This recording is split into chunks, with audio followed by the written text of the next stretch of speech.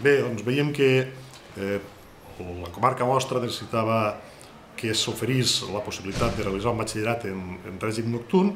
Vam fer la sol·licitud corresponent a l'administració amb el recolzament del ple de l'Ajuntament i per a aquest curs se'ns ha dit que si hi ha una quantitat suficient d'alumnat podrem engegar aquest projecte endavant. En un principi aniria dirigit a gent que ha acabat a l'ESO, gent que està a les EPEs, gent que no ha acabat els seus estudis o fins i tot gent que sabem que treballa de matí i que en règim nocturn li vindria bé. També alumnes que acabarien enguany l'ESO s'incorporarien al món laboral i els oferiríem la possibilitat de poder acabar els seus estudis de batxillerat ací.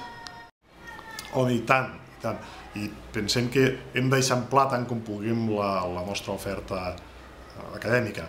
Pensa que en aquest institut ja fa anys que es va donar també el batxillerat en règim nocturn i actualment en règim nocturn es donen diversos cursos de cicles formatius, també està ací, com sabeu, la delegació de l'Escola Oficial d'Idiomes i l'institut té molta vida per la nit.